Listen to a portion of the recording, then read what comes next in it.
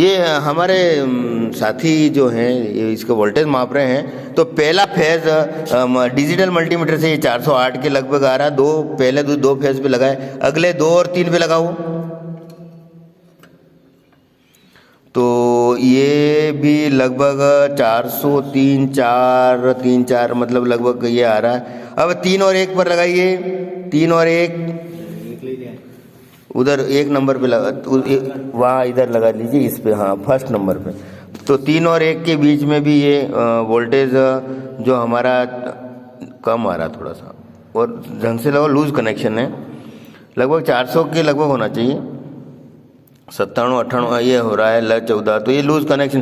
तो ये तीनों फेजों के वोल्टेज हमने मल्टीमीटर से चेक किए हैं। अब आप उधर आ जाइए, तो हम एक 3 फेज सप्लाई चेक कर रहे हैं। जो तो इसमें एक केबल आ रही है RYB और ब्लैक न्यूट्रल है, और वो तीनों फेज है। तो पहला फेज हम माप रहे हैं लगभग 230 के, दूसरा फेज मापो, न्यूट्रल पे फिक्स रखिए, ये भी 230 पर लगाओ, तो ये भी लगभग वही आ रहा है। इस तरह से हमने तीनों फेज मापे हैं, और दोनों फेज भी इस तरह से माप सकते हैं। तो ये सप्लाई हमने डिजिटल मल्टीमीटर से मापी है। तो डिजिटल मल्टीमीटर से हमने इसको सप्लाई, सिंगल फेज सप्लाई और 3 फेज सप्लाई दोनों मापने का किया है। इसके अलावा अर्थ भी एक तरह से न्यूट्रल का काम करता है। तो अर्थ के साथ भी अगर एक फेज लगाओगे तो सिंगल फेज की सप्लाई बता देता है, ठीक है।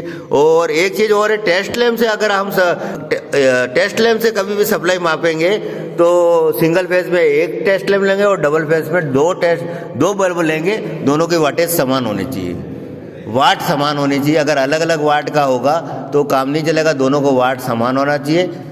400 वोल्ट मापने के लिए, और एक 230 मापनी तो सिंगल टेस्ट लैंप से भी हम माप सकते हैं। इसी तरह अर्थ और न्यूट्रल सेम होता है, क्योंकि न्यूट्रल है अर्थ होता है, तो अर्थ और फेज के मध्य में भी सिंगल फेज वोल्टेज मिलेगा।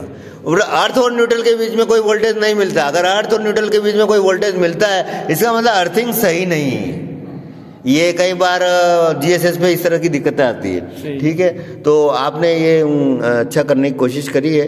तो सप्लाई कैसे मापते हैं, टेस्ट लैंप से कैसे मापोगे, मल्टीमीटर से कैसे मापोगे, ये देखा है। और मल्टीमीटर से जब 400 अपने ये टेस्ट लैंप से जब आपको 400 वोल्ट मापना है तो आपको 2 बल्ब लेने पड़ेंगे समान वाट के। और फेज और न्यूट्रल के मध्य में 2 फेजों के माप रहे हो। अगर फेज और न्यूट्रल के मध्य में माप रहे हो तो आपको 230 वोल्ट होते हैं, तो सिंगल टेस्ट लैंप से काम चल जाता है। तो इस तरह से ये हमने एक्सपेरिमेंट करने की कोशिश।